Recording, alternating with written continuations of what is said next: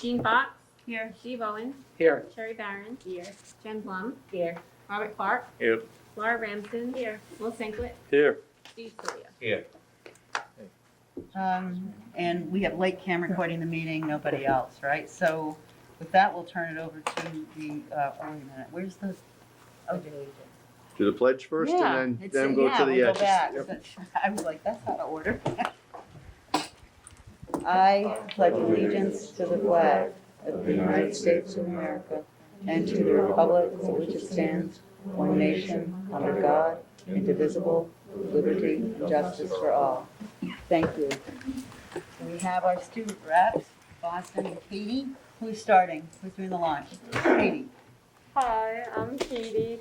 So to start off, 19 seniors voluntarily took 4 days of Mcas in order to qualify for the John and Abigail Adams Scholarship.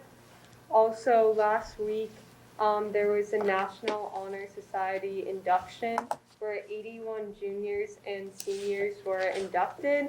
This Thursday, we have a parent-teacher night in person, which is 6 to 8. And on Monday, we had Powder Puff football, where over 30 seniors and more than 25 juniors participated in. This week is Spirit Week. So Monday was PJ Day, Tuesday was Hawaiian Day, and today was Throwback Day. Tomorrow will be Wild West Day, and then Friday is our Class Colors Day, and that will be followed by a pep rally, and that's our first pep rally in 2 years. And we're putting that on despite the setbacks of the storm when we lost power. So it's a little bit more rushed than we wanted it to be, but we're really glad that we were able to get it on. Homecoming, there's going to be 500 students and 12 chaperones, and that sold out, and masks will be worn during that event. The Thanksgiving game is on Wednesday, November 24th, and that's against ORR. Everyone's looking forward to that. And on December 10th, it's Apponicon, which is Apponequet's game night, and we're providing free food. And if you bring in a canned donation, you can enter in one of the video game tournaments to win a prize. And that's pretty much it. Well, that's pretty much a lot, actually. So Katie in Boston, that must be the most normal report we've had in some time. Nice job. Seems Yeah. like we're getting some activities back. Yes, no, and congratulations on homecoming and football and all that good stuff. What's the weather like on the 24th? I'm looking at, super warm tomorrow and then snow. You never know. Thank you so much for your Nice job, report. folks. You needn't stay if you have other things to do, which I surmise is the case. Thank you. Nice job. Enjoy the week. You too. Thank you so much for that update. Is there anyone here for public participation? Okay. Minutes. We have the minutes from October 20 and an executive session, which we'll take separately. So do we have a motion on the October 20 minutes? So moved. Thank you. Second? Second. And a second. Is there any discussion? Hearing none, all those in favor signify by saying aye. Aye. Any opposed, any abstentions? I abstain. Thank you. Yep. So we also have the executive session minutes for the same day. We have a motion So moved. and a second. Any discussion? Hearing none, all those in favor signify by saying aye. Aye. Aye. Any opposed? Abstain. And extension, Mr. Clark and Ms. Okay, great. Thank you. All right, presentations to the school committee. So the only presentation is an MCAS overview, and Dr. Kaplinsky's going to capture that in her report a little bit later in the meeting. Oh, okay, so we're not, okay, So good. she'll capture that as part of her report. All right, thank you. So we're going to number 6, old business FY21 budget report. Carol? Yes, good evening. Included in your packet is the FY21 report, which now shows that the district's E&D has officially been certified at $1,856,906, which was an increase by $270,712 from the prior year E&D of $1,586,194. It is important to note that in accordance with 603 CMR 41.06, a regional school committee may only retain 5% of the subsequent year's budget, which our ceiling would be $2,556,906. $54,803. As a result, we are relatively close to our ceiling. And our $270,000 increase this year to E&D in 2021 was comprised of the following: an appropriation surplus of $698,691, offset by revenue deficits of $243,632. The E&D fund balance that we also set aside to balance the FY22 budget is $184,347. You'll see on the second page of the report that the majority of the appropriation surplus of $698,000 related to special education tuitions, where one student in particular was unable to join in the budgeted out-of-district placement, and that the remainder of the surplus primarily relates to activities that were not offered by the district at full capacity or for the full year due to the pandemic. Examples include extracurricular activities and extended year programs. There were also savings in transportation since the district had negotiated a discount with our third-party contractor for shortening the year from 180 days to 170 days, as well as discounts for remote learning days. And the revenue deficit of $243,000 mostly relates to the $250,000 of Chapter 71 transportation that was set aside into the district's regional transportation fund, which was supported by the school committee vote last spring. And in relation to our COVID expenditures from FY21, just an update, we are still waiting on the remaining receivable balance of $155,000 for the Plymouth County Lakeville portion. And that summarizes my FY21 report. Thank you. Questions from anybody? Yes, Mr. Owen? Sorry, just to clarify, the $243,000 deficit, Yes, that's from transportation? correct, because we transferred $250,000 that would have ordinarily gone into the general fund into the separate regional transportation fund. But doesn't that come out of E&D? It did, that's correct. So 'Cause how is otherwise that it a would have deficit added to to the operating? Otherwise, it would have added to the E&D, and our E&D would have hit or exceeded the ceiling. Yeah. So it's not a deficit to the operating budget, Correct. it just reduced, Correct, okay. that's correct. And then the $184,000 from E&D into the FY22 budget, can you Yes. elaborate on that? Yep, so I believe last school committee meeting, I described that the way the DOR views that is because the $184,000 was voted last spring, even though it was to support FY22, it gets taken out of the E&D in FY21.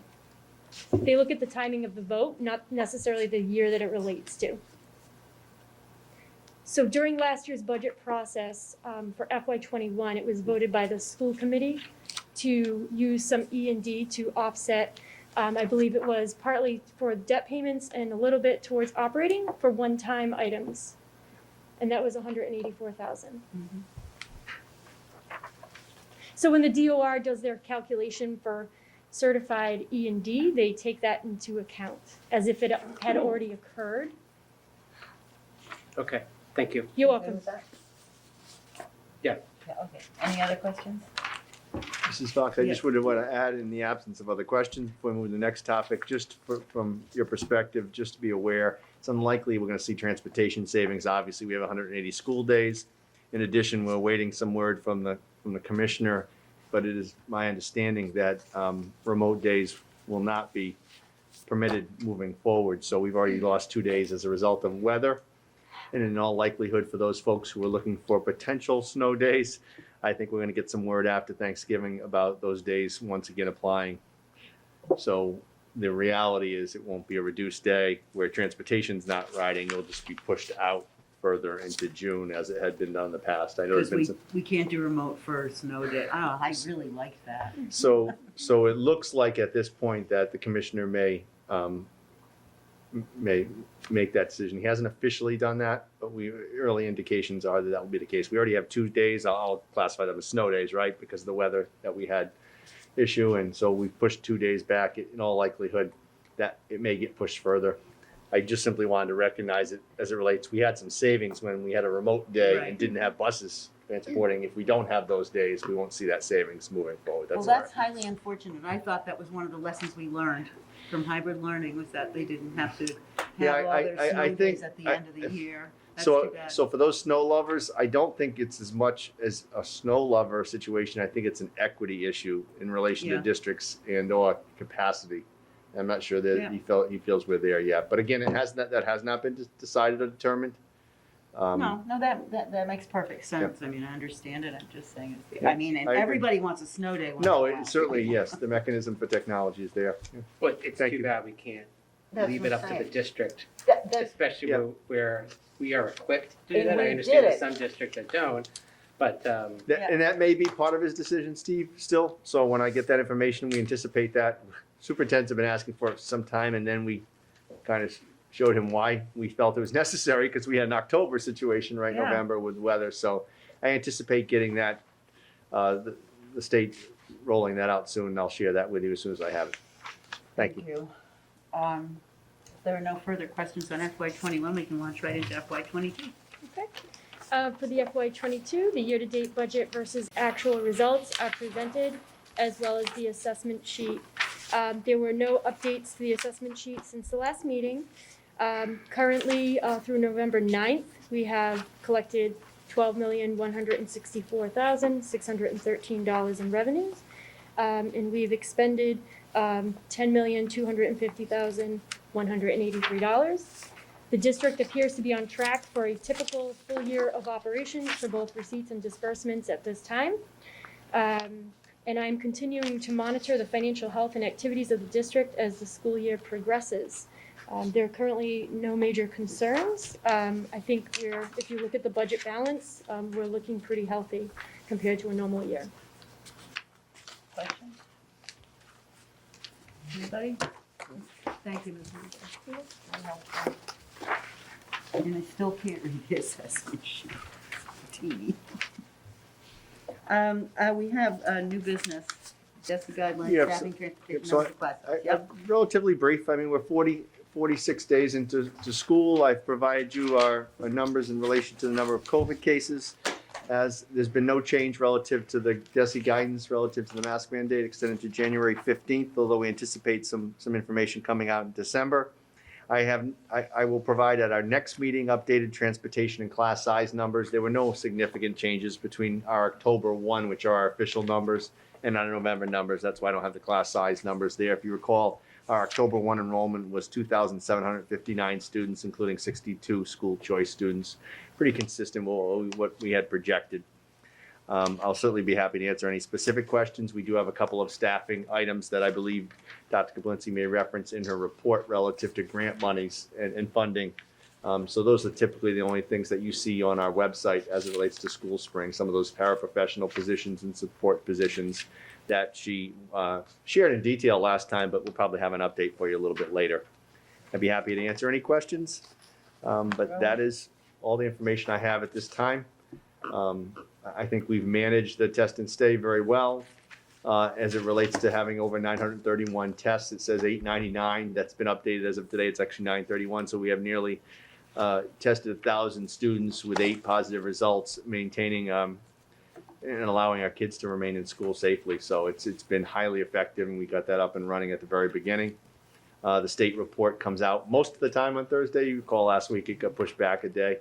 And we'll still continue to show those numbers. But I think we have certainly monitoring the situation and safely feel we've done a real effective job at all our sites in relation to getting back to some sense of normalcy. You kind of heard it in Boston and Katie's response, right? We're doing some things for the first time. National Honor Society that they referenced, and certainly we have a proud dad, a school committee member with the president of the National Honor Society at that night. I was at that night, packed auditorium of proud parents and family and our kids, and that was the first time that event happened in 2 years. So we believe we're well on our way back to some normalcy back in Freetown-Lakeville. Pretty proud of that. I'll be happy to answer any specific Yes, questions. Mr. Owen does have a question. at the last meeting, we talked about there was some bus route updates. Has that been sort of alleviated some of the issues that we had in the beginning of the year? So, so yes, we did make those adjustments in October, and to date, I think Renee and Kara and I could speak to it, we have not felt the need to add an additional bus. We kind of alluded to that. It does appear to be addressing the concerns that we had primarily in the afternoon. Correct. Anything else? Okay. We have a donation from Assawamsett. Mrs. Fox, I would request that the school committee make a motion and accept the donation as presented to you, to the Assawamsett PTO. So moved. Second. Any discussion on the tree stump? Yes. Is this on the nature trail? It is in that general area where the picnic tables are there, right there, not too far deep in, but enough to have access. Oh, so it's above. I don't believe it's all the way down, Sherry. So for purposes of people who may be listening in, staff at Assawamsett, the PTO and some parent volunteers are creating an outdoor classroom, which is very nice. And Maltby and Company in Stoughton has generously offered to donate 28 tree stumps for seeding, and that is what this donation is about.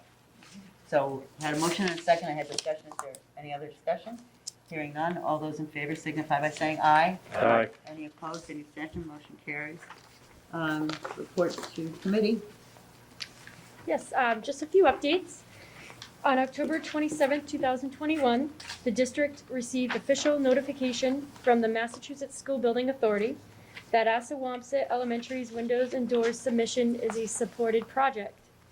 The first step in the process has already taken place, where the town of Lakeville residents, through their special town meeting, which was held on November 8th, 2021, supported $90,000 towards feasibility and design. The invitation from the MSBA is to collaborate between the MSBA and the district and the town on feasibility and design, and does not at this time constitute an official project approval beyond that stage. Next steps for the district are outlined in your packet, the first of which is a submittal of a routine and capital maintenance plan, for which I will be coordinating efforts with our Director of Facilities. It's on the back page of Yeah. that initial page if you did see. Ultimately, the MSBA will select the district's owner's project manager and designer, for which schematic design will be completed no later than October 27th, 2022, which is the 1-year date following the date of invitation. Also next fall, no later than October 27th, 2022, is when appropriation of total project funds would ultimately be required. This is a very exciting opportunity for our district, as the current reimbursement rate for costs is currently 53.53%. And then just an update to the train project that is currently 97% complete. They are tying up their work this month. The next steps, they will provide a deficiency list of failed components to the district with estimated costs. We have secured $200,000 in the ESSER 3 American Rescue Plan grant, which is still under approval by the state, but that will support the additional HVAC requests that will likely be needed as a result of this deficiency list. And lastly, as a follow-up from the last meeting, I have provided to the school committee a summary of debt retirements that have or will result in budgetary savings to the district. In FY21, we made our last payment for the athletics bond anticipation note. In FY22, we made our last payments for the swimming pool bond anticipation note. And in FY23, we will make the last payment for our middle school general obligation bond, ultimately saving a total of about $450,000 if you had compared FY24 debt service costs to appropriations that we had made in FY21. This does provide to the district an opportunity to explore and look at future projects and needs, and to begin planning for the possibility of taking on new debt for either capital facility related or technology projects. So that concludes my report. Mr. Owens. So related, am I reading this correctly? In our current budget, now the 102,000 will come off as we go into this budget cycle that we're planning for. That's correct. Okay. And has the district started that process as far as potential what projects we could use, right? Because I'm assuming that'll come up in the Regional Finance Subcommittee as far as what the plans were and I guess getting a list of what those big ticket projects would be, and then the full committee can sort of rally behind, for lack of a better word. Sure, so I've met with the Director of Facilities and we've started updating a capital plan, which would be the first step. And the second step is that we're trying to get more refined estimates on some of those larger projects. We're also looking at other possible projects, like maybe a student information system or a wired technology infrastructure project as well, in addition to those potential other facilities types projects that would normally show up on our capital plan. The other piece on our capital plan is we've also updated it for any, we have a number of items that might be covered by these American Rescue Plan grants. So updating what the funding source would be, or maybe the next steps, next action steps. So yes, we've started working on that. I'm not saying that we're at a point where it's a perfect document. I think we do have some work to do, but we're certainly aiming to do that. And we've actually already started to engage conversation with the towns, initiated by the town of Lakeville Town Administrator meeting with us in support of that concept moving forward. And we reckon with the new town administrator there talked about, we've used the vehicle of the Regional Finance Committee to do that. And we'll also do likewise with Freetown as well. So they were pretty receptive to understanding that as debt comes off, there may be new debt being placed on there and built into future assessments. So we were encouraged by the initial conversation. It was with the Director of Facilities, Director of Finance, myself, and the Town Administrator in Lakeville. Yeah, I'm sure there's also athletics that could be brought into that discussion. And Absolutely. I certainly hope that the maintenance barn is The barn is the part of that first thing. discussion. Yeah, the one with no roof. Right, and I think the There's a key, roof. It's not a exists. roof. I think the key will be, as a group, prioritizing those projects and then taking action. Thank you. You're welcome. Anybody else? Thank you. Oh, I'm sorry, one other question. Okay. On this MSBA update, can you talk to me a little bit about, forward here a year when we have the appropriation of the total project funds here? Does that have to be spent in that fiscal year, or how does that work? No, I don't believe so. Now, I have to get some further details from MSBA, but I believe they look at it like it's a multi-year project. Because it's accelerated repair, I think they do also view it as, it wouldn't obviously be as long as a regular construction project, but they're not looking at it like it has to be done in one fiscal year per se. Once those funds are appropriated and then tagged, to our district, if you will, that becomes our budget funds. And I believe once we have the official invitation, our reimbursement rate will not change. So when we're sitting here on October 27, 2022, we'll have that locked in, that reimbursement rate. That 53%? That's correct. So Because that could you change said slightly. that's good, but I remember when we were doing the bigger Mhm. constructions, we were in the 70s. Correct. Yeah, well, don't forget you had the regional incentive bonus points Right. to be Well, which included we at took that time. advantage of, so Which- that's the difference? So that they don't stay, which regional school districts have argued they should maintain that, right? They took that step. Should they lose those? Those should not be Well, we were one gonna time. have 100% That's transportation consistent. reimbursement. The other A lot of frustration, things didn't happen. the other frustration Kara references, I would respectfully argue their definition of accelerated and my definition is a little Mhm. disheartening, Mhm. because I was hoping we could get this thing rolling in the spring and then roll into summer, but as you can see, some The of full those, year. the process Yeah. that needs to happen is not within our local control. Yeah, because I think we have if we talk about doors and windows, we have a very short window, no pun intended. Yeah, with- To do during the that type of summer, project, Right, yeah. to do that. that's right. Um, How does it align with what the towns need to do? Because obviously, the beginning of October, or the end of October, beginning of November is when we do have the special town meeting. Correct. Are there votes that have to happen? Yes, that's Okay. correct. Yep, so we would have to align that to the next fall town meeting, so that full appropriation of the project would be anticipated at that time. And of course, I've already started working with the MSBA, subsequent to this feasibility meeting that we just had where we locked in the $90,000 towards the study. And I'll continue to have those conversations with them.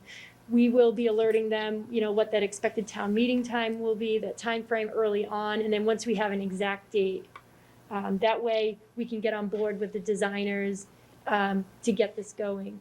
The facilities director here at the district has already started working on that next step, putting together a draft of the maintenance plan. I'll be reviewing that with Rick, and then we'll get it off to the MSBA. I'm hoping the earlier we can get those documents to the MSBA, hopefully the earlier we can kick off this process. Thank you. You're welcome. And on the facilities, how are we doing with the hiring of maintenance? Or I know that was an issue. Are we? Sure. So we were able to secure one position out of the 4, I believe, that we were looking to fill. And then we did a refresh, and we haven't had luck since then. But I'm going to suggest that we do another refresh. And if anyone in the community is interested, please, check out the opportunity to work at our district as well. So yes, it has been a struggle, but I don't think that we're alone in this. I think that, we're struggling just as other districts are as well. Thank you. Who's there? Do we use any of our own students for this kind of work? We do. We had, I believe, 4 or 5 from the high school here. And we are going to be adding to that list. That has to be select chores though, but the child labor laws are very, very strict. What about liability? Well, there's that. So we follow the procedure that they've been hired, and they do work all the places they've worked in our, before and after care program. Yeah, So, no difference. we follow that procedure. In fact, they pointed out, they have a core, even though they're a student, we still go through that whole process. And actually, they've been very efficient and effective here at the site here. We've done it for some time, obviously in the summer, and now we've expanded after school hours. And in addition, it's interesting because the state is offering some grants that Caitlin Desert's looking at relative to high school internships, paid internships. So the state may be paying for some of these down the line, and we're exploring that potentially as an option too. Thank you. It beats the alternative for what these kids would be doing outside of it. So, It does. Agree. Ms. Curlin, you're up. Thank you. A few special ed updates this evening. Professional development. On November 1st, we had a full day district professional development. The first half of the day addressed district matters concerning, the Highlander, which Dr. Jablinski will talk about. The second half of the day, we had a 2-part presentation workshop for the special education staff.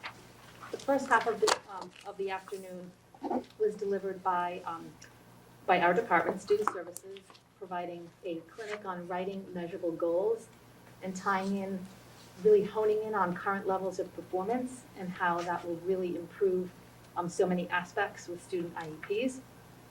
The second part of that day was a presentation from the Ellie Center of Needham on executive functions. Excuse me. The focus of that was providing strategies to improve students' executive function skills, organization, time management. The next update is we received a notice that DESE will conduct a circuit breaker reimbursement audit in the upcoming quarter, most likely.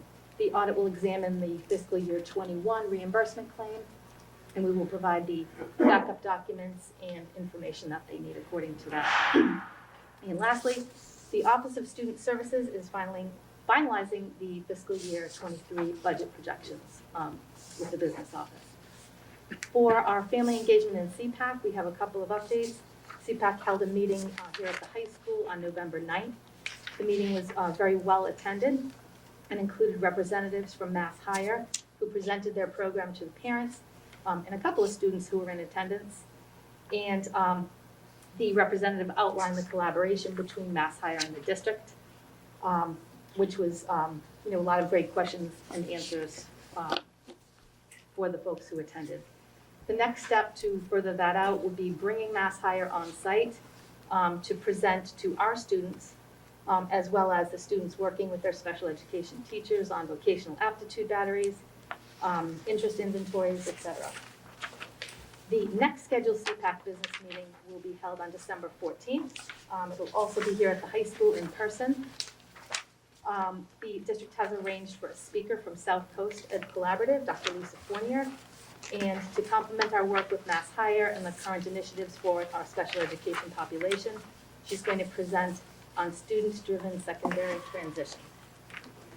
And lastly, under Cpac, of note, on October 28th, the Division of Open Government issued a determination letter indicating that Cpacs were not public bodies in the same sense as other committees, and therefore will not be held to open meeting law requirements. I wonder what precipitated that. It was a complaint to PQA concerning open meetings Okay, from several districts. really? Okay. And I did have one question on the mass fire. Was that a local office? Yes, it's the New Bedford. I area used to office? work there, so I'm just curious who was, if they came up, because there's a lot of good programs that operate out of there for kids, and I remember trying to bring them in a long time ago, so I'm happy you've made that connection. Yes, well, actually, as I mentioned at the last meeting, Nicole DeTara was actually She's- leading that. She's actually here with us. So we today, give Nicole the toady points for that too. That's a really good connection. Questions? Yes. The last meeting, we were finalizing, or the process of finalizing that additional school psychologist. Did we, Yes. is that in place, or? So we have not made that hire. We have not, Today. we are currently working on that as well. In terms of our needs, our contractors at the moment are managing our compliance mandates. With the two. I know that was a with big the push two. for this year's budget, right? So we're not seeing the need? I wouldn't say that. No, I do, but right now we have not successfully filled the position. We had a couple of candidates it just has not materialized. It is a challenging position to fill. So it's not for lack of effort or need for that matter.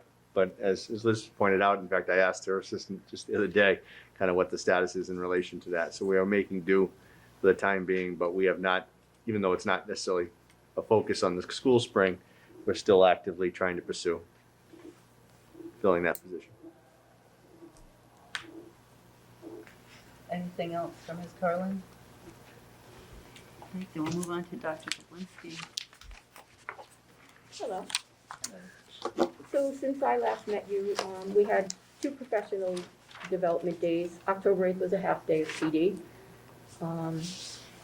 Students attended school in the morning. Teachers had a building-based PD for the afternoon. AES and FES received training on early literacy skills as part of the grant that they wrote.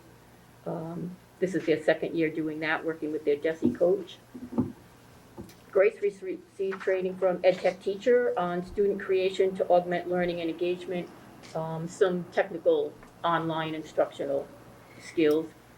Freetown-Lakeville received development from iReady using data to plan instruction. This is the first year that the middle school has had iReady, so we're trying to provide enough PD for them to actually use this program with fidelity and actually know how to use the program. EdTech teacher provided PD on creating interactive learning experience with students using Google tools. The afternoon session, so I skipped that. And then Freetown-Lakeville, the high school was engaged in Mcas work. This mask is killing me. November 1st was a full day of PD from 8 in the morning to 2:30. The morning sessions were Highlander Institute, providing PD on instructional equity and personalized learning. And EdTech teacher provided PD on creating interactive learning experience with students using Google tools. The afternoon sessions were building-based and individualized per school. Most of the teachers collaborated and worked on the kinds of things they were learning in the morning from EdTech teacher, in particular on how to use certain Google tools. Just a continuation of what we had done last year, trying to deepen our use of Google and what Google offers as far as instructional technology for kids in classrooms. For our grants, Title I, 2A, and 4 grants were approved as of September 8th. And so this is the following breakdown of personnel who were included in our grants. Our 3 reading specialists for FES, AES, and GRACE have always been included in the grants. 75% of their salary is paid through Title I. This year we added a reading specialist at the middle school. However, we are also having a lot of trouble filling that position. We're still trying, we've refreshed School Spring a few times. Mr. Higgins has interviewed a few people, but they just haven't been good candidates, and they haven't had the qualifications we need to be funded via a Title I grant.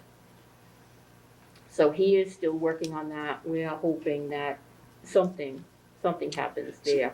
So what Pat's alluding to there just is they need to have the proper license, especially with the grant piece. We've actually had a couple of candidates who Right. I think probably could have provided some support, but because of the grant funding piece, we had to go back to the drawing board in relation Right, they to that weren't piece. certified teachers. They didn't have a teaching license. I mean, And so in spite of the fact they provide support, you're hard pressed to hire those Reading individuals. specialist seems like we should have the license. And we've Right. reached out to higher ed to try to recruit and look, and 'cause we've got some local connections as well in relation to that, but just still, right, it's not for lack of effort. I'm sorry. John. Just a quick question, on the first three at the elementary schools, that's their salary in which 75% of that is paid for. That's why we're only allocating 60 in that fourth line item. Am I reading this correctly? Yes, the 60 was a set aside from my title grant from last year to fund a position, yes. That's not the salary of the position, that's just basically 75% of the salary would be from the Title I grant. No, I am funding $60,000 from that grant to try to hire a reading specialist. No, you're reading that correctly. That's the entire amount That of the is the grant monies entire amount. available for that position. Keep in mind, those other individuals either have some longevity built in, have been some These other positions, these teachers have been here 10, 12 years. This is a one-year only position so far. So, but Because it's Steve, grant funded. if I didn't read you correctly, but you're asking, is $60,000 75% of the salary? The answer is no, it's 100% of what we Yeah. budgeted. And is that a problem for, Well, we haven't advertised that that's the salary, so it doesn't Oh. appear to be. It's not like we're bringing people Well, in and who the are saying people- no. Yeah, the people that came in Yeah. to interview for the position did not indicate that was a problem. Yeah. And so I would just say, overall, on these if we feel that these are key positions, I hope that we would come back and ask for either more allocation. That's my concern, is if If we get a good Thankfully, it's not candidate. 60. If there's a Okay, candidate great. that If we get a requires some good candidate, operational we can budget, talk we to would them. be, yes. Yeah, we We would be haven't and I would put advertised that the to both salary. the school agree. psychologists, and if these are key positions in here, and I think that's where the conversation comes in and how we find the money, if the district feels the key position here. Correct. But it sounds like budget or money is not the issue in finding resources for these. Not Is that a fair statement? Yeah, Not to date, correct. Okay, thank you. Sharon? I'm sorry. You know what, now, Steve, I'm confused now. So the salary that we see in parentheses, that is the full salary, or That is their full salary, and we Okay, pay, that's not 75% of this. No. That's correct. I think that's, and then we pay 75% of that. is that what you were questioning too? Well, number 4 is the total amount that we have to Yes, hire. that's the Yeah. set aside. Not total amount. 75%, right, but that's the total amount that's the vet. I understand. Okay, thank Right. you. And also, I put 7 paraprofessionals into my Title I grant. We are actually in the process of hiring. We've That, actually secured 2 of the paraprofessionals. It's an Right, ongoing and- process. yeah, that's right. Those people have been responding to the ads and meeting with principals. So that is actually moving along. And that's we've been successful there, because what we're seeing is individuals who are trying to get their foot in the door of the district, who potentially are future teachers, see this as a way, which is a good strategy. But we're seeing, so at least so far, I've seen 2, and I have a 3rd one tomorrow. That's moving along. Those positions are being filled, and Right. we're seeing quality people coming in, looks like. Right. My goal is to make sure that every kindergarten has a paraprofessional dedicated to that kindergarten. I mean, with 5-year-olds and 1 teacher, I think this is a better, Those were the first couple of hires, so that's happening too. right. And then, the additional paraprofessionals are one dedicated per grade level for 1, 2, and 3 to work with teachers and share time, that way. And then the interventionists were in the SR2 grant, so they are up and running and working. FES, each of them, FES, AES, and Grace, each has 2 interventionists working 3 days a week, 2.5 days, 1 for ELA and 1 for math. And that's ongoing, and that's working out well in talking to the principals. They are providing some good intervention to our kids in addition to the reading specialists and that- whatever And special. Pat, they're primarily retired teachers who They are are. licensed people from Yes, our they're district. all retired teachers from that particular school. Yes, Steve? So, Go ahead. so that, just a clarification, their license is, they're licensed teachers that are the They are, intervention. they just retired. And the issue with the reading specialist. She was coming from TGA, another, You haven't found licensed people, is that, no, but you've seen candidates. we have seen candidates. Yeah, so actually, the middle school principal had, not without going into too much detail, had a solid candidate who had some Morton Gillingham training, and those of you that know the background, pretty solid, but worked in the private sector and wasn't licensed, and so, because it would be a situation that if it was an operational piece within the district, we have a little bit more, but when we're taking our most needy kids using grant funds and pulling them, to not And have it as a licensed piece. Yeah, and I have to support this with Title I each year. I have to provide proof of what I did with the money and backup for it. And part of their requirements is that whoever is in front of our neediest population are highly qualified professionals. The timing of us coming out after the year, right, ideally, if we had that money available prior to the start of the school year and you'd done it in the summer, I think we would have been more successful too. It's a Possibly. challenging piece potentially that we already have people that are working. Is the state still expediting licenses or highly qualified? Can you apply for a license? Emergency license. So yes, there are some of those indications, and we, obviously, I've worked with individuals, I handle the HR piece where they can apply and then I can expedite that process. It's a little more challenging with a reading specialist license, though. That's, I think, the Right, This- and we did reach out to a colleague at Bridgewater State who runs the reading program there. You may and, know. And asked her, you may know her, and asked her if she had any candidates that were close to graduating. Some kids graduate in December. Yep. And see if they would be interested, and then, to your point, try to get an emergency license for them to come in, so. So we have not given up hope there. We hopefully will be able to secure somebody for at least the second half of the year anyways. Mr. Owen? I'm assuming this individual you reached out had no interest in coming back as a reading specialist either. Did not. Okay. One other question that came up, I'm sorry. So just one other thing here, one of the things that we sort of tripped on in the past is we bring on these individuals, but we didn't plan for any insurance or benefits implications. I'm assuming the paraprofessionals are part-time, Yes, okay? the interventionists are part-time. The reading specialists? The reading specialists are all full-time. They're full-time. They're, And so are the paraprofessionals. everything comes out of the title grant. Even benefits, insurance, what have you. Their MTRS, retirement benefits, all comes out of So the title. just to clarify, the interventionists are part-time, the paraprofessionals are full-time. Just to. Sorry. So on the back page is the interventionist. Those Yeah, are they're the part-time. Those are part-time. What's on the front page, the 6 individuals are full-time and are benefits eligible. Potentially, yes. And those are all covered under the Title I grant, so that has no impact to our operating budget. 75%. So far, So, because in this, the benefits are included in this number, or not? So 75%, does it cover 75% of the benefits, or 100%? the If we reading could just get specialist, clarified on Yeah, that, I because can- I know in the past we sort of tripped up on that. Yeah, and we we can look didn't at plan that. for it.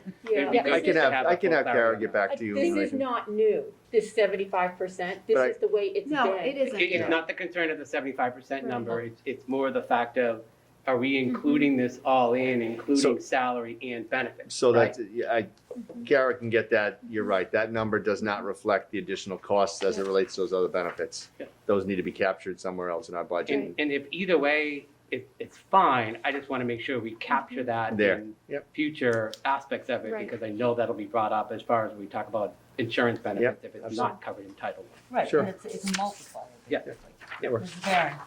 So I brought this up prior to COVID, and then obviously it's been on a back burner for 20 months. But can we give some thought to math specialists, especially at those 3 grades, especially at the elementary level? Well, one of the interventionists is a math interventionist. No, and we have reading specialists. The part-time interventionist, one is for ELA and one is for math. But the reading specialists, the Title I grant reading specialists. Okay. I'd like to see us talk at some point, or at least you folks talk, and it'll be interesting to see with the MCAS with the math. Because there was a time, and I am going back a few years, as I say, given COVID, but we were talking about adding math specialists at the elementary schools, Right, I did have a math coach here the first year that I came. They would be kind of equal, so we used to have years and years ago, reading specialists and math specialists. Then the budget cut, I think all of it for that matter, as I remember. Yeah. Everything was gone. So we were rebuilding with the reading specialists first, and I'd like to see at least some discussion on rebuilding with math specialists, that are just like our reading specialists. We can take a look at that, sure. These are non-competitive grants, right? I mean, we can go for competitive grants that might be helpful for that, Right, right? absolutely. So maybe that's, I mean, you make a good point, we have them. Well, I mean, the opportunity to use COVID monies is clearly there because you can relate so much now to gaps in learning and supports for kids. So it's something I know certainly COVID Pat money care. is going to go away, and I think that. Right. Yeah, well, the only thing I would say to it, it's not gonna go away too quick though, because it's multi-year in some of the ESSER, right? So, so yes, eventually, you're absolutely right. You gotta make sure it's sustainable, but it does allow in some instances, especially in the last group, multi-year. Right. Yes. To Sherry's point, if you look at the numbers, our math scores are down across the board, which sort of puts some validation And to. they have been- Please don't steal Dr. Kablinski's Well, lead in yes, here. We got let's- MCAS let's coming up ahead. here. Yes, Right, let's I'm sorry. complete the report, okay? I had to because the numbers are so small. Well, I know. And I did have a presentation where the numbers were bigger, but we can't, Oh. so you're stuck with that. You're the hard copy right now. I can send you the electronic version though, so you can see. Yeah. Sorry about Okay, why that. don't you walk us through this then? Yes, okay. MCAS. So for, And this is not the interview. Go ahead, Pat, go ahead. Sorry. no, this is not what? Yeah, I was just gonna say, this is, the focus on tonight is an overview of MCAS in general, not specific to schools and grades in schools. Right. Yeah, so the purpose of the MCAS being given during, this COVID pandemic period was to have a diagnostic insight into the impacts the pandemic has had on student progress. DESE wanted schools and districts to focus on using these results for improvement purposes on a local level. And school-based data teams have already had this information. They started working on this the end of August, beginning of September. And they've been using that data to make instructional decisions and plan out the school year. So that's already going on. As far as accountability goes, DESE is not issuing school and district accountability ratings this year. The participation rates statewide were high, 93 to 97% in grades 3 through 8. For us, it was 94% for our grades 3 through 8. In 89 to 90% in the high school statewide was their participation rate. For us, our high school had a 98% participation rate. Student growth percentiles were calculated using historical academic peer group. Now, in the past, they calculated the student growth percentile by comparing the current year's scores to that of students with similar scores for that year. And that resulted usually in a student growth percentile of 50.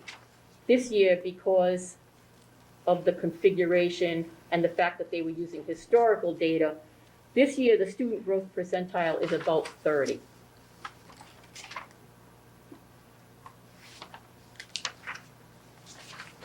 And districts should use their MCAS results to connect to DESE's acceleration roadmap to address our learning loss.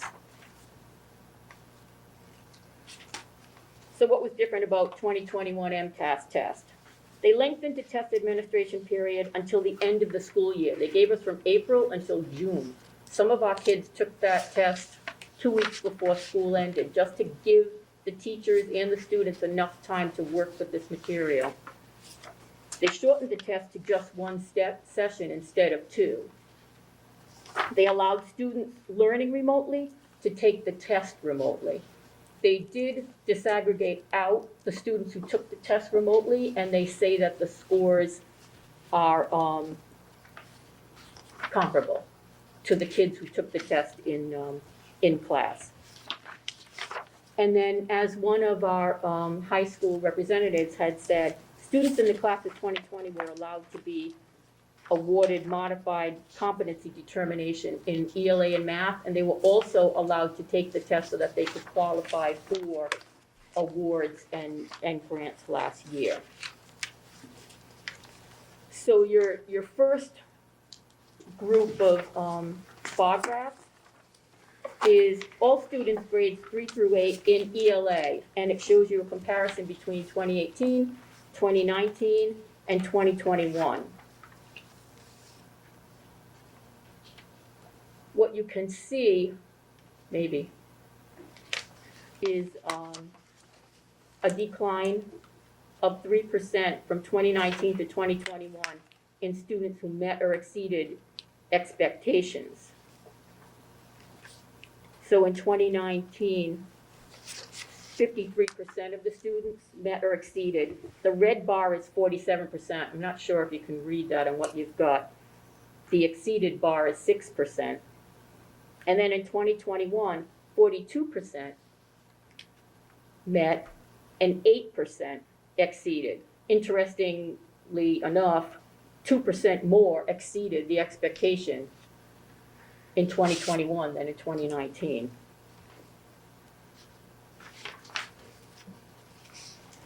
But I think it's trending in the wrong direction, wouldn't you agree?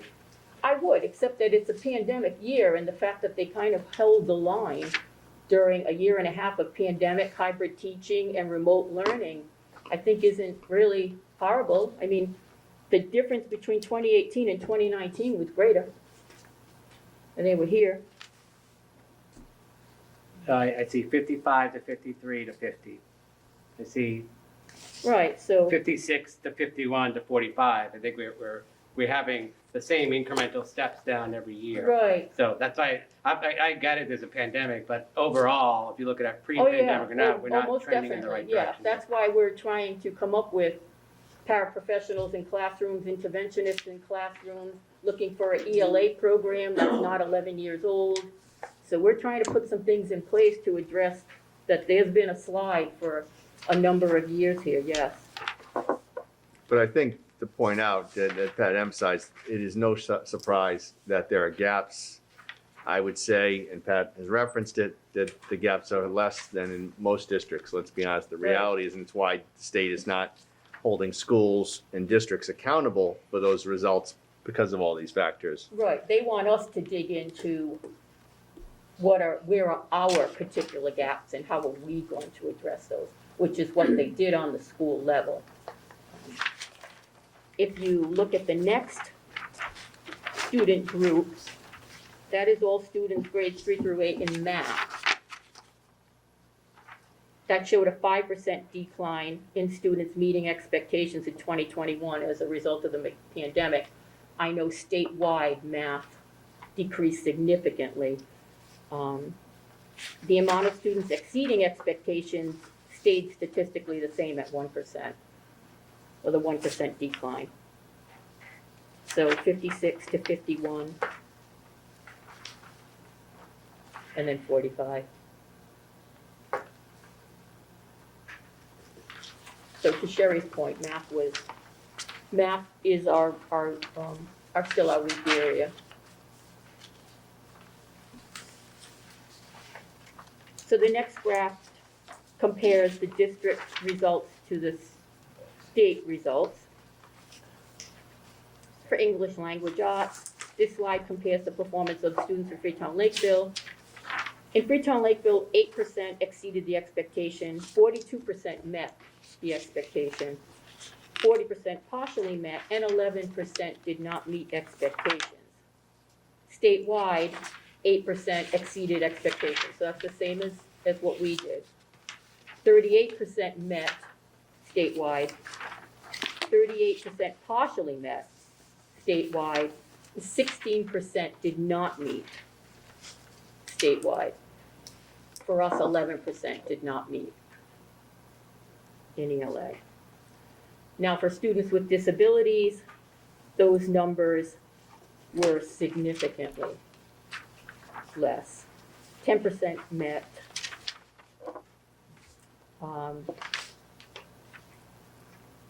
29%, 10% met or exceeded, 29% met, 52% partially met. 37% were not meeting standards. That's grades 3 through 8. So in grade 10, 39% met or exceeded standards, our special ed population. 32% partially met, and 29% were not meeting the standards for ELA.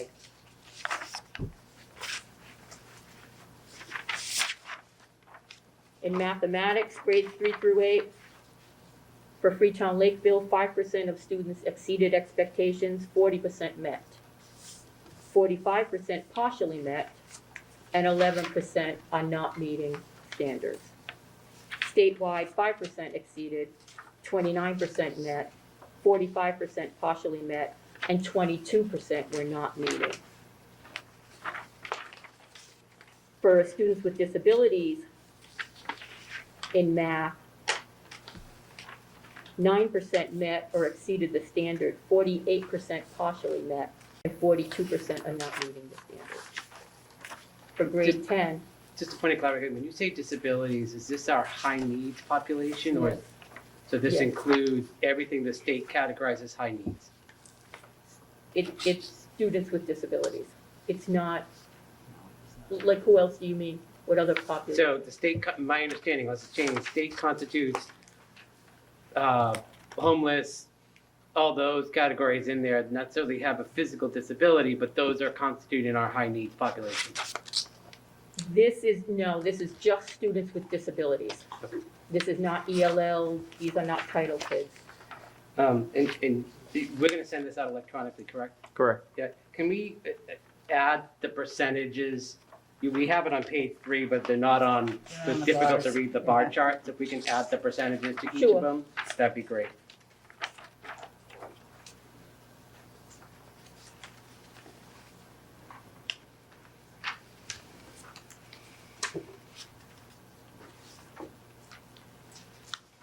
For science and technology, engineering grades 3 through 8, 10% exceeded the standard, 43% met, 39% partially met, and 7% are not meeting standard. Statewide, that's 7% exceeding, 34% met, 41% partially meeting, and 17% not meeting.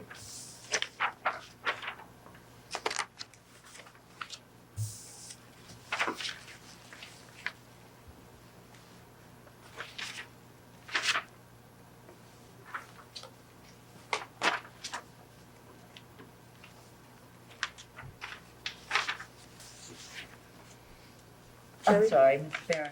Pat, would you go over the math grade 10? Math, grade 10. Yeah, I missed it. No, she hasn't No, got we to haven't 10. gotten there She's yet. going to, hasn't got to grade 10. That's the next slide coming up. Thank you. Sorry. Well, I did tell you not to read ahead, so okay. Gold star for not reading ahead. So the next slide has grade 10, both ELA and math. And I have to say, grade 10 were kind of our superstars. In ELA, 29% exceeded the standard, 47% met, 18% partially met, and 5% not meeting the standard. For math, 15% exceeded, 51% met. 28% partially met the standard. And 6% did not meet the standard. Does grade 10 not have to take science? They, They did not. Nope. no, they didn't disaggregate it out for some reason for grade 10 in the DESI website. I don't know if there weren't enough students participating, but when I looked, they didn't have. They weren't, it wasn't part of the process for 2021 because of the time frame. The next slide shows students meeting or exceeding MCAS. 2021, the scores are in black, and 2019, the scores are in parentheses in blue.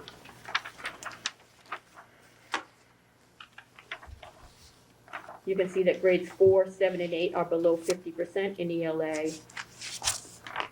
For math, only grades 6 and 10 are at or above 50%. For grade 3, 57% this year. In 2019, they were at 58%, statistically the same. Math, 48% this year, 53% in 2019. Grade 4, 48% this year, 2021, 50% in 2019. 46% this year, 47% in 2019 for math for grade 4. Grade 5, 53% this year, 59% in 2019. Math in grade 5 was not pretty. 43% this year, 61% in 2019. Grade 6, 59% met or exceeded in ELA, 56% in 2019. For math, 50% met or exceeded ELA, in math, in 2021. In 2019, 53% met or exceeded. Grade 7, 44% met or exceeded 2021, 46% for 2019. In math, 37% met or exceeded in 2021, 45% in 2019. Grade 8, 37% met or exceeded in ELA, and in 2019, that was a 53% number. For math, 43% met or exceeded in 2021. In 2019, that was 55%. So grade 8 had a significant loss in both math and ELA. And then grade 10, 76% met or exceeded in 2021, 78% 2019. For math, 66% of our students at grade 10 met or exceeded. And in 2019, that was at 77%.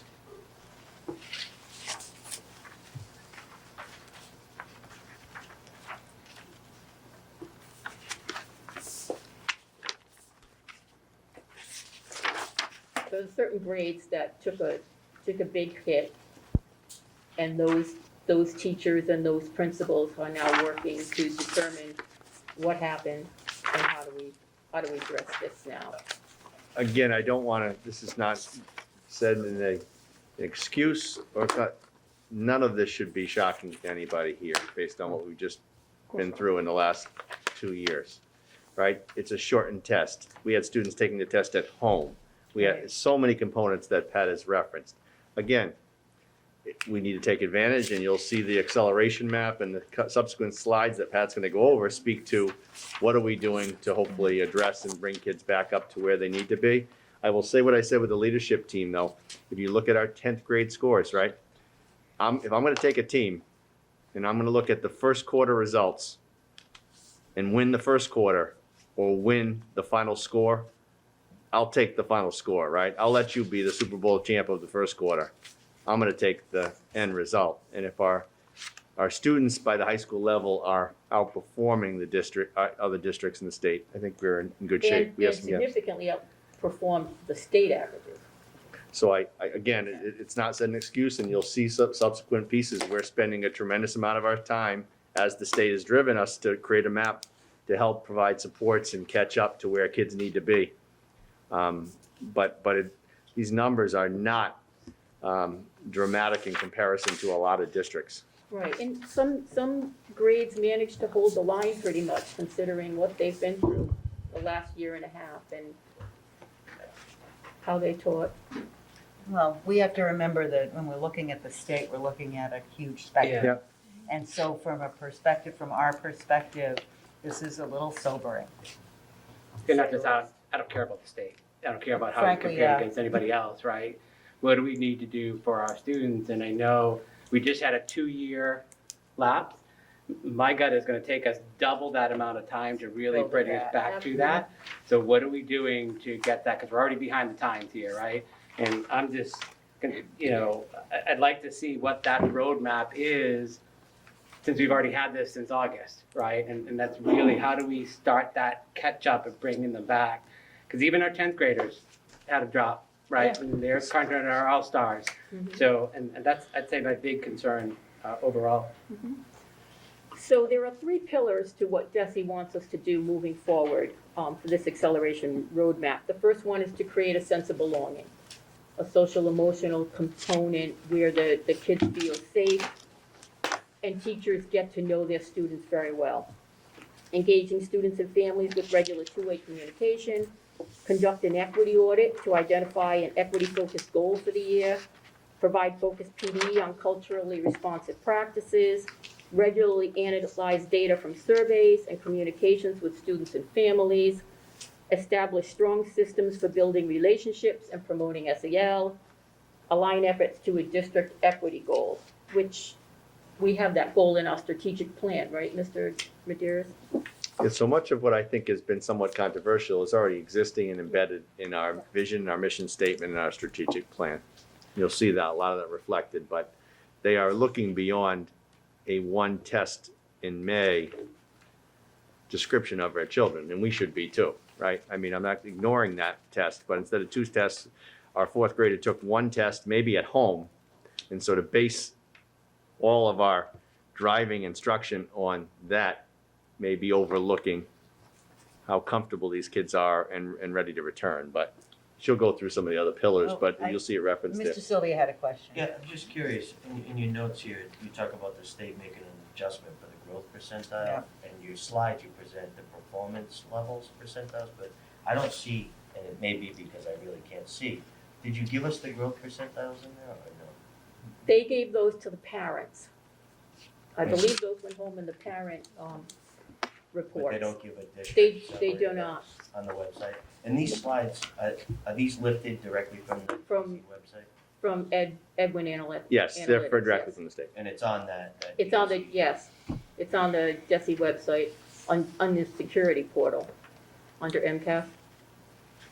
So the state does not give you a growth percentage for the district? No, not this year. They usually do. I But thought that this was year, part of there'll the be no accountability. Yeah, They're not doing any No, of that this I year. thought so too, I'm surprised. I think absenteeism, I Yeah. thought there was a Yeah, whole those are slew of big them that are ones. part of it, so. Yep. And given they made the adjustment, it would make sense to give a district profile that would show that. But They did not share that with us. They told us that this was not, they were not gonna hold us accountable and that they were not assigning those kinds of scores to the district. Did your district get that score? I believe so, but I could be wrong, but I could also just Google it here, but my eyes. Yeah, cause I can been check, tested. We'll I follow can up. check with We'll DESE, follow yeah, up, Christie. but I've been through those sites. Yeah, I've seen growth extensively, numbers. yeah. But Ms. Rowan? Just a question to make sure I'm reading this right. Is Jesse saying that students are doing poorly on the MCAS because they feel like they don't belong? Like, I'm struggling the connection between the sense of belonging to how they perform on MCAS. Am I reading this correct? DESE is saying that in order for schools to accelerate and address the learning loss of students, one of the things we need to address is a student sense of belonging. Yeah. And so these are the district initiatives that we have done to address a sense of belonging. We have been providing ongoing PD on culturally responsive practices in classrooms. We are also looking at a new curriculum for the district. We're in the process of looking at that. And we're following the checklist and the guidelines. And part of the guidelines tell us that we need to be looking at So- materials that are culturally responsive. So just to clarify though, Pat, when you say we're looking K to 6 at a ELA ELA, curriculum, not Yeah. curriculum in general. ELA curriculum, to buy new reading materials using the SS3 money. Yes, Mrs. Barron. So is DESI saying to us that we need to buy a new reading program? DESI is No. saying we have to have highly effective curriculum materials, yes. And we do not right now for ELA. So we had, that was prior to And this. our ELA right now is iReady, yeah. No, is Reading Street. Reading Street. And that is 11 years old and out of print and has been out of print for 3 years because it does not address the standards right now. Yeah, so that was on You're doing better that than was that. that was a priority prior to all of this transpiring and acceleration maps, Right. but it's We've consistent. been working on It- it for a few years. What Pat's alluding to is if you look, and I think the district was forward-thinking, if you look at our selection of resources and materials, Right. our documents clearly Our spell out checklists and all this evaluations. in relation to cultural responsiveness. If you looked at the documents that you approved and created going back 10 years, I agree, all of that language is already Is in- embedded. I agree. And so what I'll be saying in future meetings in January with the DE and other groups is, we have a lot of things already in place prior to some of these state initiatives. I'm not saying we don't have some work to do, but in this instance, what Pat's just referencing is the accelerate. They were very clear about if we're gonna address learning gaps and help students improve and address the past, 18 months to 2 years, these are the 3 areas that all districts need to be focusing in on. It sounds to me as though DESI is driving the train as far as this new program is concerned, No, that we are going to be The buying new ELA program? the ELA program. No, what I'm using to drive the train for the new ELA program are the evaluation rubrics from this district and the protocols that this district has told me I need to be using. So that's how you chose these 2 programs that the Yeah. teachers are going to Yeah. be looking at. Well, that and that they green-lighted by Ed Reports and Curate, meaning they meet all the standards and that they are highly qualified. so we can't ignore the standards of the state. We never have. I mean, that's part of the instruction curriculum, and that was prior to COVID and pandemic, and I don't see any difference in what we're currently doing in the review than what we would have done previous. So any tie-in to any new controversy or issues, in my opinion, is grossly misleading and not appropriate from my perspective. I'm comfortable with the current district review and process as it relates to looking at the K to 6, Jerry. I think our district was doing quite fine. yeah. I'm not saying that at all. I'm not arguing with that point. But I want to say, but we're not ignoring obviously the standards and the framework, because everything has always been around those pieces moving forward. The testing is, so if we're going to criticize that, if we're going to compliment our kids not performing well, if we're not teaching to the standards, they're not going to perform well on the MCAS. So, Mr. Clark, yes. Yeah, I mean, it seems to me that some of these DESI's recommendations, if you want to call them that, they've been the same for since 4 or 5 years ago. We worded a little bit different, but a lot of these goals are the same goals. Yeah, I think the acceleration piece obviously address the subgroups and categories of kids who are underperforming, and they want to be sure that in fact districts are in fact meeting the needs of those children, right? I think that's a real quick answer, but I think it's true. I don't disagree with you about No, that. that's probably true. Mr. But I Sengler. think it goes back to Sylvia's point.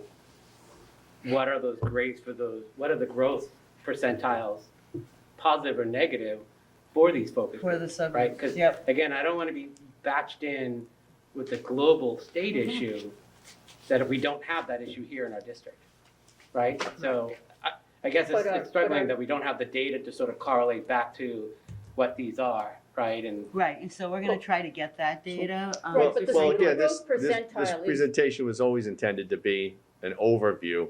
And typically, the December session Yeah. gets into student groups and school as we tie in our school improvement plan. So Right, it's the item analysis and the student scores that are going to tell us how to move our instruction forward. Okay, Mr. Senkowitz has a question. Can I have, no, I have a suggestion, please. Suggestion. So, Pat, you're not done going through all the district initiatives, the No, things that I'm you not. folks are doing, Right. to help. Can we get through that first before we pepper with questions? And I have a couple questions as well. I think that makes the most sense. Sure. So conducting and analyzing data from surveys and communications with students and families, we've been doing that ongoing. Multiple opportunities for two-way engagement between families and schools. We have open house, parent-teacher conferences, curriculum nights, PTO events. We have created an SEL committee to review and recommend a K-5 SEL program. That is ongoing. That committee has met a couple of times. We've reviewed a few programs. Created a diversity and equity committee to align with the equity goals in our strategic plan. The second tenet from the acceleration roadmap is to monitor understanding. Provide professional development on data analysis and data-informed instruction. Establish data teams and coaches to support schools and teachers. Conduct pre-unit assessments to identify lagging or strong prerequisite skills. And regularly collect and analyze student performance data to inform instructional objectives.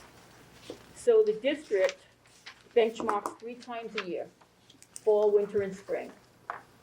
We progress monitor student learning using iReady. We have regular meetings of school-based data teams dedicated to analyzing student data and making instructional decisions. Those teams meet every 6 to 8 weeks and progress monitor data. Now working with their interventionists also adds to the analysis and the instructional decisions. We have ongoing professional development on providing effective just-in-time supports to students in classrooms. Station rotation, instructional technology programs, student playlists. The last tenet for the acceleration roadmap is to provide strong instruction, and this is where they highly recommend adopting a high-quality curriculum with embedded unit assessments if you don't already have one, and we don't, so we are. Conduct a culturally responsive audit of materials, which is part of the evaluation rubric that this district has already in place, and that is part of what the review committee is using when they start evaluating and piloting those programs. Provide focused PD on curriculum adoption and observation feedback. Adopt tier 2 and 3 supports that are aligned to high quality instructional materials. Coach teachers to adjust pacing guides to address essential skills. Coach teachers to identify and provide effective just-in-time supports. To address that, the district is in the process of vetting and adopting high-quality ELA curriculum materials. We have hired interventionists to work with students in Tier 2 and Tier 3 to support instruction using high-quality curriculum materials. We have ongoing coaching for teachers in early literacy skills. That's part of the DESE grant. We're year 3 of that. And to address knowledge gaps and provide effective just-in-time support. Hiring additional paraprofessionals to support students in grades K, and then grades 1 through 3. And the hiring of a reading specialist for the middle school to support students. Okay. All right, at this time, questions? Mr. Senkowitz. I do, Pat. Pat, thank you for going through these slides. I have just one request, and through the superintendent, if he deems it to be a worthwhile endeavor. Everything that you just went over, Pat, are things that are going to help move the district forward, period.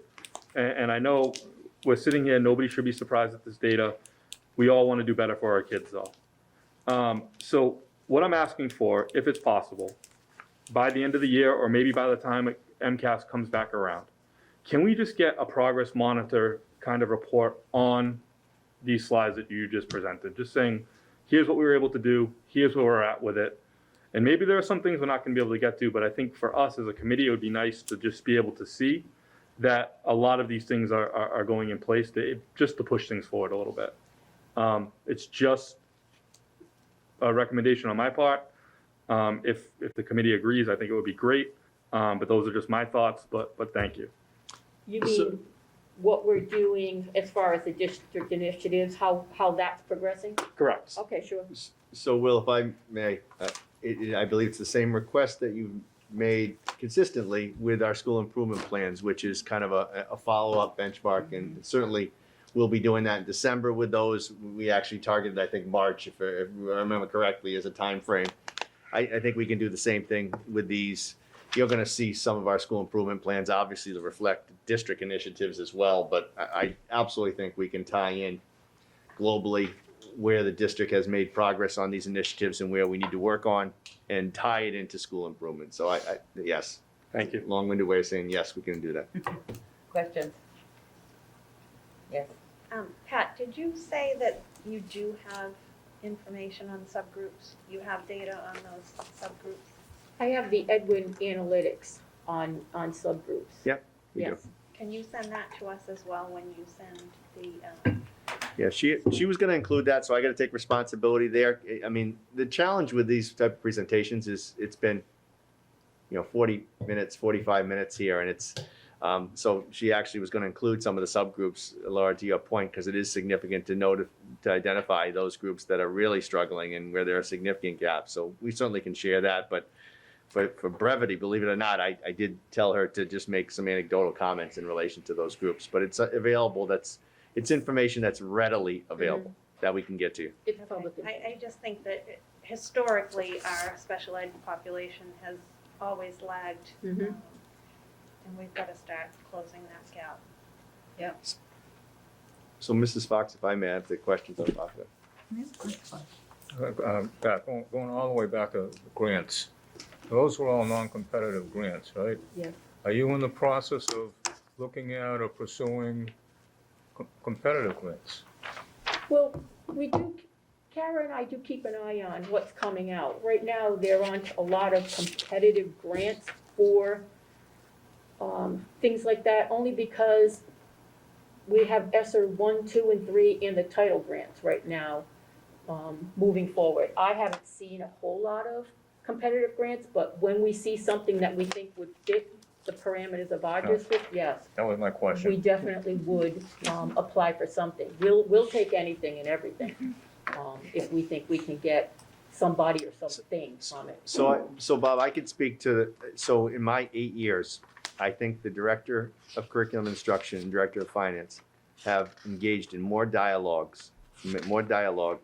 on these issues this past year than in any other year in my time. And that's not a criticism of predecessors or anything at all, but just the reality of kind of where we're at in relation to taking advantage of all these funds and monies that are available and resources. I mean, if I may, the line that, and she shared this document that captures Freetown-Lakeville and everything, is the opening sentence. Despite the efforts of teachers, administrators, and families during the 2020 school year, many students missed out on critical instructional time, particularly our traditionally underserved students. That says it all. It represents Freetown-Lakeville, absolutely. It's going to reference those groups, and it's where we need to put all of our energies and effort. But I do want to point out, it is clear that well-rounded kids, there's a lot more than simply what the curriculum looks like. And the good news is, we've known that for some time. We've talked about that in our vision. And I'll be honest with you, I'm on the leadership council for the diversity, equity, inclusive team, because I want to point out to people, this isn't something that this district has lacked or fallen behind. It's right in our core in relation to always working on. And this school committee adopted a resource. Pat shared it with me the other day. If you go back and look at the document that you as a school committee approved and said must happen before you pick a curriculum, and you didn't know where that document came from, I guarantee some people sitting at this table would potentially describe it as a controversial document. based on what's out there. And yet it was the reality of what committee members here knew a long time ago, that we need to be sure that it represents everybody at the table. So I just, we have some work to do. I mean, that's not shocking. We can certainly provide more detail, and Pat can certainly do that. Will, to your point, you're gonna hear some of that tied into individual school expectations and results. No, I think we all appreciate that. We have definitely made clear what our expectation is. These numbers aren't shocking in the sense that it was a very difficult time. It's still a bit sobering, that's all.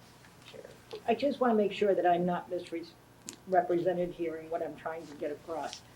When I look at Jesse, who I'm not very happy with anymore, quite, in case you hadn't noticed. Really? I look at the three things of the acceleration roadmap. Number one, fostering a sense of belonging and partnership among students and families. We've been doing that for 40 years, 50 years maybe, but I can say for a fact 40 years. Continually monitoring students' understanding. That was always one of our hallmarks, and I'm sure that our staff is still doing that. I mean, I'm not in the schools, but of course they're doing that. It's not just And number us. three, ensuring strong, grade appropriate instruction. I almost laugh. Of course we're doing that with just-in-time scaffolds. Yes, this is nothing new to Lakeville. To me, Lakeville and Freetown staff, all of us, this is almost insulting. This is us. We should have written this for the rest of the state if they're having problems. Sure. Well, it is geared for the whole state. Exactly, I Right, know that. so that's, But we don't have to paint keep us that all with the same perspective. paintbrush. But I do think, Sharon, it's not to refute, but the reality is every family in this community, in both communities, has had a different experience these past 2 years. We have had kids who didn't attend school, That's right. who were homeschooled. Very public parent right. We have had kids stay full remote, not be in classrooms. So I think the state's piece was, you may be doing this, but you're gonna have to ratchet it up a bit, Freetown-Lakeville and any other community, because of the varying, really where they're coming at in so different level, depending on the family circumstance. And I can tell you that the demographics are changing in these two communities, right? And we need to make sure we address those groups that really have shown, and we have data now to take a look at. And so I'm encouraged, Sherry. I don't disagree with you. I don't, we're not suggesting, and we won't roll something out in January that says, wow, now's time. It's 2022, Freetown-Lakeville, join on board, treat all kids respectfully in all groups. No, come on. I'm starting with the mission statement and core values and vision in our plan, right? Because that's what we talked about. We were talking about SEL. Steve, you were part of that process, right? We had a heavy emphasis pre-COVID Way pre-COVID. on that. And so, Sherry, I don't disagree with you. A lot of what we should feel good about because we were on track. But I will say we're going to have to really, and that's where I think as tireless as people have worked, administrators, teachers, families that are at the kitchen table with our kids. Boy, we got to really roll up our sleeves and move forward with this. And I think the state has kind of outlined this. I'm okay with this. I don't think it's and I think we'll be there. Yep. But we can report back out in progress, and I think that has to be a necessary component. That's Thank you. very important, yeah. Anything else? No, I simply may add, though, two of the directors had pretty significant distractions tonight and no, Liz Curlin, don't be offended. One, we had a birthday. Yeah, that was distracting. And so that was one distraction. And the other distraction, without going too much into detail, is we have a grandmother whose daughter is in the hospital right now. Yesterday, she was supposed to come, I'm waiting for She's in my Boston right now, so if you did, I can't see from my angle, but if she's looking down at her phone, give her a pass tonight, because I She's do been know. Nothing but Any update from professional. any Yep. update from your daughter at this point? No. Okay, so- Baby's coming when the baby wants to come. Congratulations, hope everyone is healthy. That's No important. subcommittee updates? Let us know. Yeah, I'm gonna ask, they haven't adjourned us yet. Yep. Subcommittee, Region FinCom, We do not have a scheduled date, and I think probably it's appropriate that we don't. It's to be determined, right, Steve? I think based on kind of where we're at with the budget. yeah, right? Okay. Maybe. Superintendent Val, we have nothing on that right now. No, we just looked at that, right? You can, that's all set. about student performance. Yep. Wellness Committee meets on Tuesday, December 7th for their second meeting. Sherry Okay. Barron is the representative for the committee for that. Policy Subcommittee, that would be. No action needed at this time. And the vocational subcommittee, there's nothing, Will and I submitted something for the town report. Thank you for your help with that data. Freetown Vocational Subcommittee is aggressively, I met with the BP superintendent today. He was part of that group, and he's encouraged to tell, and I report back out that they are planning to take their official vote of extending our number of kids to their school committee at their December school committee meeting, Good. which will Did you trigger tell all him the we want communities. 100? No. So it's, Um, so it is consistent with line. I believe he's asked, based on the recommendation of us, between 15 and 30 slots be available.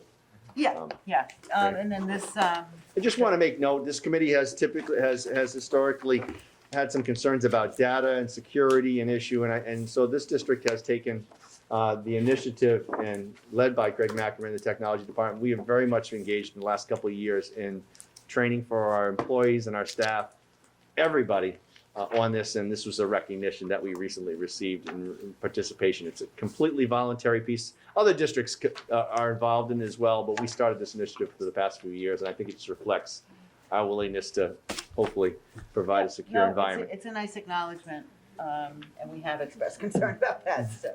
Is there any other business that needs to come before the committee, Mr. Owen? Just on the topic of getting back to normal here, are we, we're going through a successful fall program of sports, winter program, spectators all inside allowed? Yeah, I don't see any restrictions other than masks for indoor activities. I think that's going to, at least through January 15th, stay tuned. But at this point, no, we're concluding our fall season. The football team has the Thanksgiving Day game that was referenced. Our winter sports will start up with no restrictions as it relates to that, other than obviously the mask requirement. And that holds true for the arts programs. I know we just did that. We just had a drama, choirs and we everything else. didn't So reference that, we just had a play, yeah, so we still have music activities, you're gonna see more and more expanded activities. I mean, we have our parent-teacher conference in person at the high school tomorrow night. I will say one thing that we did have offered though for parents at all levels. So it's an in-person parent conference, is for those individuals who can't make it, even though our staff are here, we have opened up the use of technology remotely to allow a parent who can't make it, which I think is a great option for someone who's working and can't 100%. physically be there. So that's happening at all levels. Okay, another step forward with I technology. tell you that yeah. bringing back the spectators is great for the kids. Oh, So, definitely, yeah. And I think we saw that. Just keep in mind, we initiated that last year more so than other districts, even prior. So yeah, but that should be expanded. There's no restrictions relative to spacing, to answer your question. And just to highlight, I think we're continuing, I know bus transportation and these sporting events has been a challenge, not necessarily for our district, but we're impacted by other districts not doing that, and I guess we'll continue to try and accommodate those aspects of it. We've had to consistently make adjustments. There are gonna be bumps in the road, I mean, but we're getting definitely better, definitely better. All right, I'll entertain a motion to adjourn. So moved, second. Okay, all in favor? All right.